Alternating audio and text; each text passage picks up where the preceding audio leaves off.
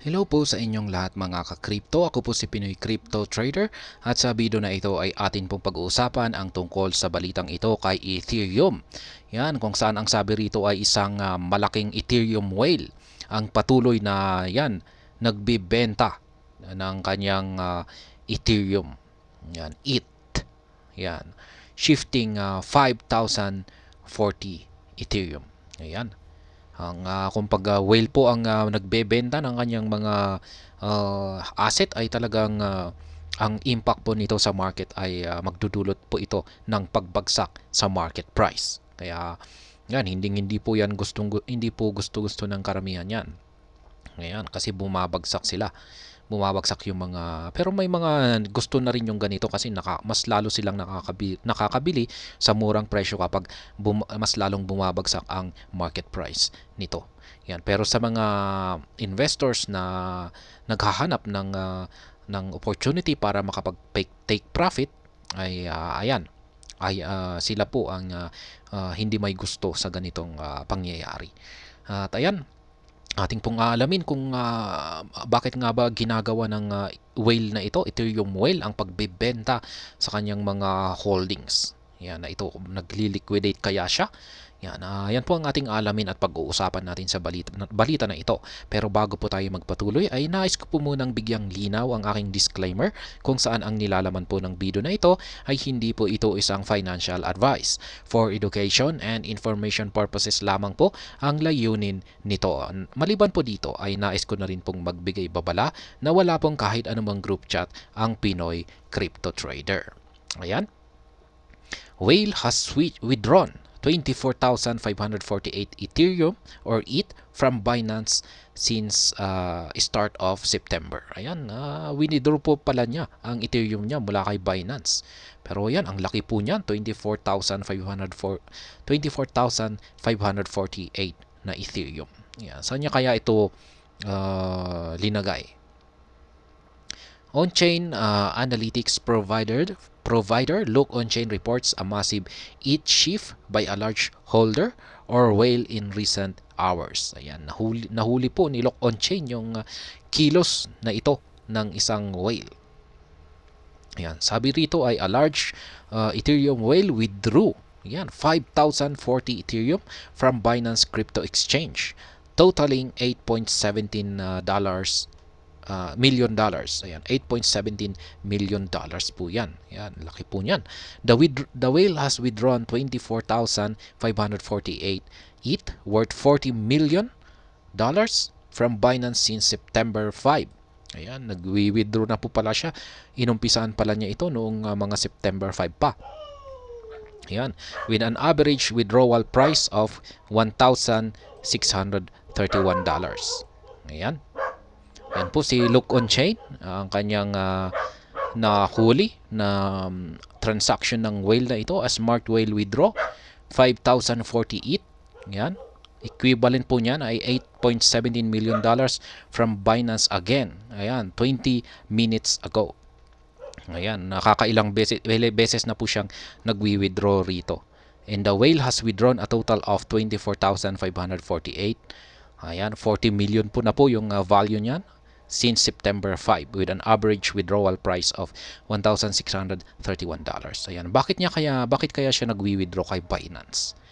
Ayan, tinatanggal niya. Ang laki po pala ng kanyang nakalagay dito kay Binance. Ayan, at yan po yung mga transactions. Ayan, saan niya kanya ito inilalagay? The smart whale withdraw.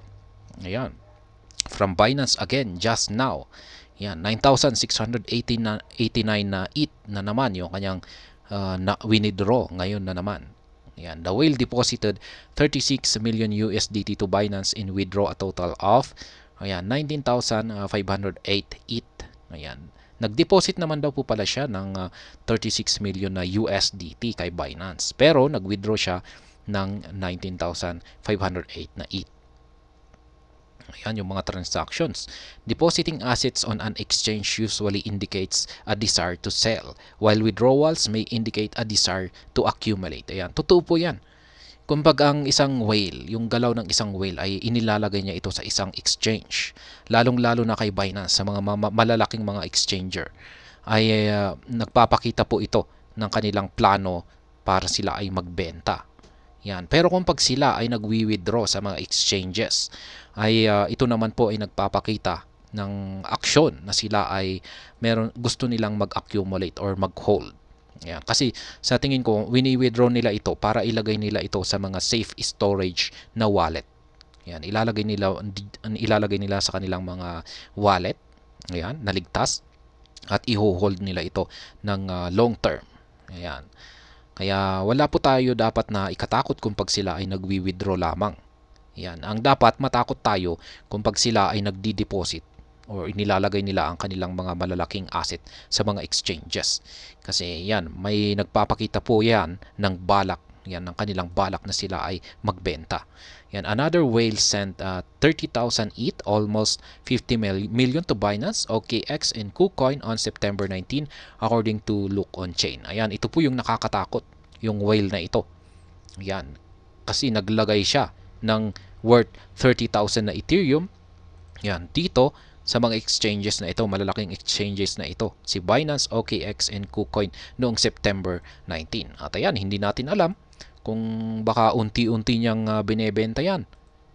Ayan, ayan ang nakakatakot kung pag inilalagay nila ito sa mga exchanges. Ayan, in a string of moves, a whale that had been dormant for 2 years awoke and transferred 10,000 ETH, yan, worth $16.5 million out. Days later, the whale deposited 10,000 Ethereum worth 16.5 million to Binance, ayan, OKX, and KuCoin via 3 different addresses. The whale then sent out another 10,000 Ethereum valued at 16.5 million dollars. Ayan, ito po yung nakakatakot dito. Kasi yung whale na ito ay inilagay niya sa mga crypto exchanges. Yan, may isa lamang po ang pwedeng balak nito, ang ibenta ang mga ito. In the most recent move Ethereum to exchanges, Ethereum co-founder Vitalik Buterin moved 3,000 ETH, yan, about $493,000 to Kraken on Tuesday. Ayan, the impact of the move is seen in the Ethereum price. This is because market participants pay close attention to whales on-chain actions since they are regarded as well-informed and have an influence on the market. Ayan, totoo po yan. Talagang binabantayan yung ng mga binabantayan po talaga yung kilos ng mga whale. Yan, yung kanilang ginagawang yan, pag-transfer, yan, paglipat sa mga exchanges, kasi yung galaw ng mga whale na ito, yung mga aksyon na gagawin ng mga whale na ito ay talagang magkakaroon ito ng impact. Ayan, magkakaroon po ng impact ito sa market. Yan, lalong-lalo na kung pag sila ay nagbenta. Yan, or kanilang bininta nila ng minsanan yung kanilang mga holdings. Kaya, ayan, yung mga binabantayan talaga yung kanilang mga aksyon.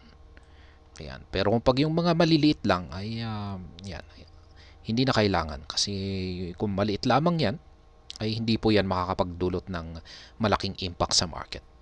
Kaya mahalaga po talaga, mga indicator na rin yung mga kilos ng mga whale na yan.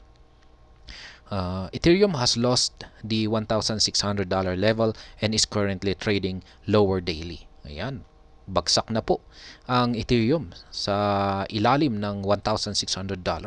Mukhang parang ang ginagawa ng mga whale ay unti-unti siguro silang nagbebenta. Yan, hindi nila ito binabagsak ng minsanan.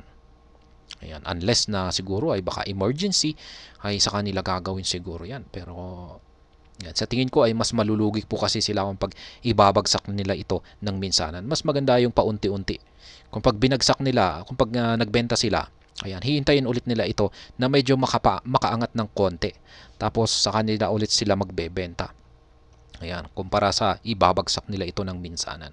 And the most recent price drop follows after whales or huge holders move Ethereum to crypto exchanges, increasing concerns about potential price drops. Ayan, sabi rito ay ayan nga, yung gaya ng ating sinabi kanina, yung na parang nakikita nila na naging dahilan sa pagbagsak ng Ethereum Ayan, sa ilalim ng price level na ito ay dahil sa mga whales or mga holders na naglipat ng kanilang Ethereum sa mga exchanges. Ayan, Ethereum was down by 2.69% in the last 24 hours to ayan, $1,583 dollars na po ang current market price ni Ethereum sa ngayon. Ayan, mula sa $1,600 ay naging $1,583 dollars. Yan, kagagawan daw po yan ng mga whales. Yan, posible nakagagawan yan ng mga whales. At ayan, ngayon ang masasabi ko naman po rito ay ayan, nakikita natin na mukhang nagdadump na yung mga whales dito.